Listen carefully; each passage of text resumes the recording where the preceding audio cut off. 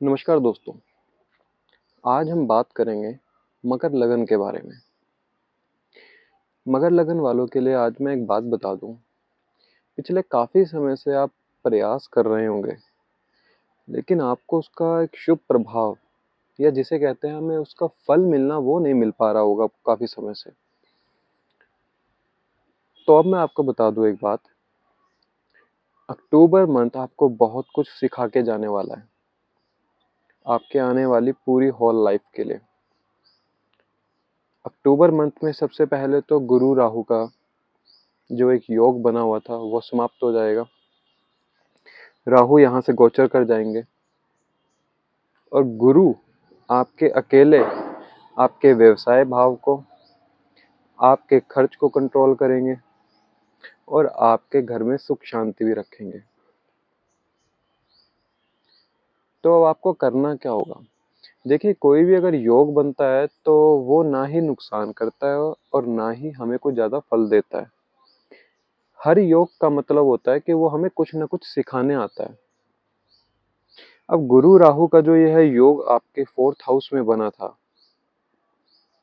मेष राशि में, जिसके प्रभाव आपको जहां आप जॉब करते हैं या जहां आप अपना बिजनेस करते हैं उसमें आपको संपूर्ण तरीके से फल दिखे होंगे कि आपको उसमें दिक्कत परेशानी आई होगी पिछले कुछ समय, 1 सवा साल से।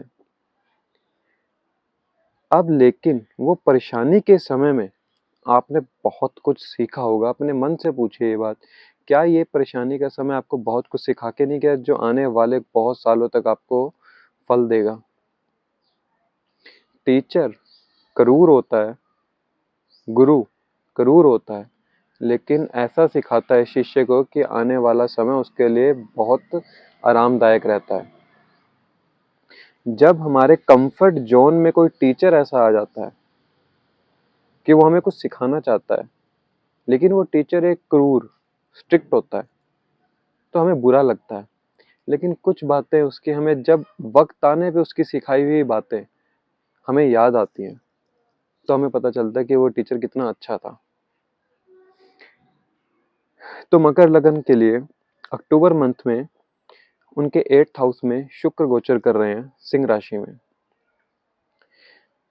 सिंह राशि में शुक्र का गोचर करना और 8th हाउस में सिंह राशि का होना यह दर्शाता है आप अपने बिजनेस रिगार्डिंग, व्यवसाय रिगार्डिंग जो भी ट्रांसफॉर्मेशन करना चाहते हैं, कुछ उसमें बदलाव लाना चाहते हैं, या अपनी स्टडी के रिगार्डिंग कुछ आप पढ़ रहे थे या संतान के लिए कुछ करना चाहते हैं, तो उसको कुछ समय के लिए आप गुप्त रखिए। उसके बारे किसी से ज़्यादा बातचीत मत कीजिए, उसका बखान मत कीजिए कि हाँ मैं ये कर लूँगा, मैं अपने बच्चों के लिए ये करना चाहता हूँ, मैं अपने बिजनेस में ये बदलना चाहता हूँ। इस चीज़ को आप कुछ समय के लिए गुप्त रखिए। जितना गुप्त रखेंगे उतना आपको फल प्रदान होगा, क्योंकि 8th हाउस हमारा गुप्त विद्याओं का है, ट्रांसफॉर्मेशन का है। आप किसी भी चीज़ में बदलाव लाते हैं, अगर वो गुप्त तरीके से लाया जाए तो वो उतना ही फलित होता है हमेशा आपके जीवन में। तो 8th हाउस आपको ये इंडिकेट दे रहा है, शुक्र ग्रह आपको यहाँ पे ये इंडिकेशन देने आए हैं, क्योंकि शुक्र क्या है? शुक्र एक्सपोजर है। वो एकदम से आपको कि मतलब आप जो थोड़ा सा भी काम कर रहे हो उसका दिखावा करना है आपको, लेकिन ऐसा आपको करना नहीं है। अभी तक नहीं पता था, लेकिन अब पता चल गया तो अब करिएगा मत। आपने बहुत सी बातें सुनी होंगी, बड़े बुजुर्ग कहते थे कि जो कार्य आप करना चाहते हैं उन कार्यों के बारे कभी किसी को बताएं मत। जब वो संपूर्ण तरीके से फलित हो जाए तब उसके बारे में बताइए। अभी आपकी जो मति में बुद्धि, उसमें आपको शुक्र ग्रह क्या कह रहा है कि आप अपने बखान कीजिए, वो हो जाएगा खराब।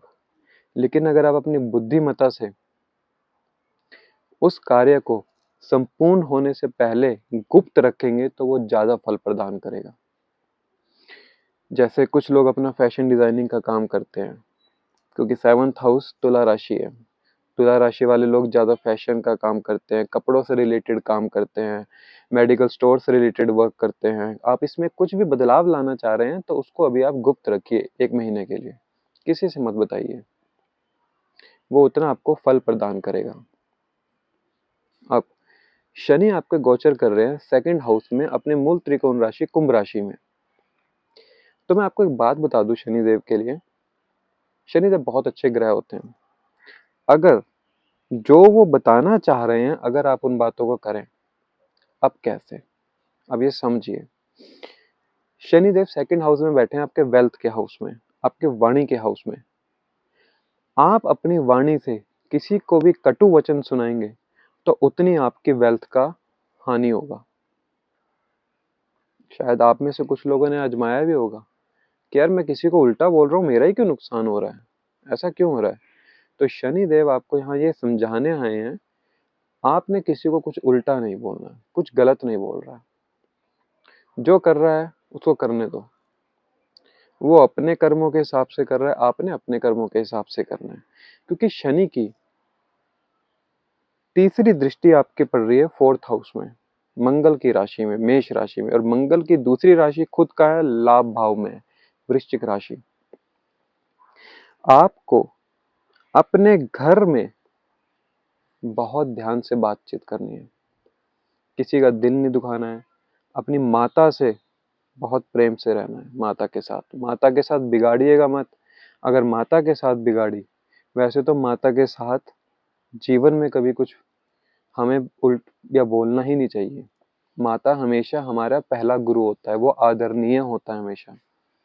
इसलिए शनिदेव समझाते हैं कि अपनी माता का अगर आप अनादर करोगे तो मैं तुम्हें इन दोनों भावों से वंचित कर दूंगा, लाभ से भी वंचित कर दूंगा और अब तुम्हारी वेल्थ से भी वंचित कर दूंगा।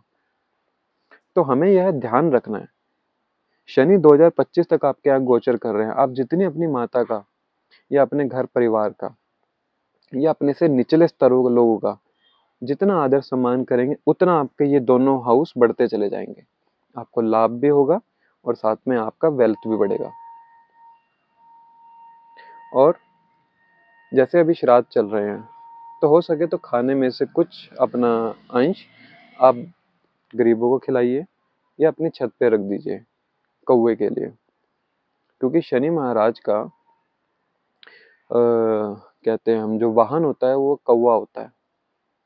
और ज्यादातर आपने सुना होगा, कहते हैं कि श्राद्ध में अगर कौवे ने खाना खा लिया तो समझ लीजिए आपके जो पूर्वज हैं, पितर हैं, वो शांत हो गए हैं। तो ये बहुत अच्छा समय चल रहा है। और हो सके अमावस के समय, अमावस के दिन अगर आप गंगा नहा लें तो ये बहुत फलित होगा आपके लिए। उससे पितर बहुत शांत हो जाते हैं। ये बहुत अच्छा नुस्खा बताया, बहुत अच्छा सूत्र है आपके लिए।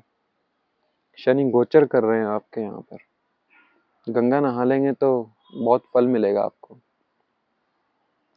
दूसरा, सूर्य बुध की युति है, जो सूर्य अभी कुछ दिन यहाँ पर रहेंगे, आपके 9th हाउस में है। बुध स्व राशि कन्या राशि में स्थित है। यह क्या बताता है कि आपको अपने पिता से बना के रखनी है इस समय। पिता के अगर आपने मान सम्मान में हानि करी तो वो आपको बहुत दुष्परिणाम देगा। दुष्परिणाम कहाँ कहाँ के देगा? पहला तो आपको भाग्य पे कट लग जाएगा, भाग्य साथ नहीं देगा। दूसरा, आपकी नौकरी में बहुत दिक्कत आएगी 6th हाउस में। या हो सकता है आप कुछ समय से अभी बीमार भी चल रहे हो। अगर आपको लग रहा है ऐसा, तो याद कीजिए कि आपने अपने पिता को या अपने बड़े बुजुर्गों को कुछ उल्ट तो नहीं कहा। इस बात का आपने बहुत ध्यान रखना है। नौकरी से रिलेटेड भी परेशानी आ रही है तो जरूर ध्यान रखिए, गुरु पिता का कभी भी अपमान नहीं करना है। ये आपके लिए लाइफ लॉन्ग चीजें रहेंगी हमेशा, क्योंकि आपके भाग्य भाव में कन्या राशि स्थित है और कन्या राशि का मालिक जो स्वामी है वो बुध ग्रह है। बुध राजकुमार है। राजकुमार हमेशा अपने बड़ों का आदर करते हैं। जिस भी राजकुमार ने अपने बड़ों का आदर नहीं किया वो कभी जीवन में सफल नहीं हुआ। ये राशियां ही आपको बहुत कुछ बता देती है कि आपको जीवन में करना क्या है और कैसे करना है। आपको बस थोड़ा सा ध्यान देने की जरूरत है उनसे बातों पर। मंगल आपके 10th हाउस में तुला राशि में गोचर कर रहे हैं। हो सकता है कि कुछ दिनों से आपको, जहां आप बिजनेस करते हैं, व्यवसाय कर रहे हैं, तो वहां पे दिक्कत आ रही हो। क्यों? क्योंकि गुरु राहु की सप्तम दृष्टि आपके 10th हाउस पे पड़ रही थी और उस व्यवसाय में जो दिक्कत आ रही थी उसकी वजह से आपको घर में भी सुख शांति नहीं थी। अब आपको क्या करना चाहिए? सबसे पहले घर से निकलते वक्त आप जिनको भी अपना गुरु मानते हैं, पिता माता या जो भी गुरु की आप पूजा करते हैं मानते हैं, उनको याद करके निकलिए। राइट हैंड पर अपने चंदन या हल्दी लगाकर निकलिए। उससे आपका भाग्य उजागर होगा। भाग्य उजागर होगा तो आपके सब काम धीरे धीरे बनने लग जाएंगे। जीवन को चलाने के लिए कुछ बातें हमें सिखाई जाती हैं और कुछ बातें हमें सीखनी पड़ती हैं गुरुओं द्वारा। तो जिन्हें भी आप गुरु बनाते हैं हमेशा उनका मान सम्मान करेंगे तो आपका भाग्य हमेशा आपका साथ देगा। यह बात आपने ध्यान रखनी है। बाकी 2025 तक आपके शनि यहाँ पर गोचर करेंगे तो 2025 तक वाणी पे बिल्कुल अंकुश। किसी को कुछ नहीं कहना है, सबके भलाई का सोचना है, कर भला हो भला। यह बात आपने ध्यान रखनी है। ठीक है, तब तक के लिए धन्यवाद। जय श्री राम।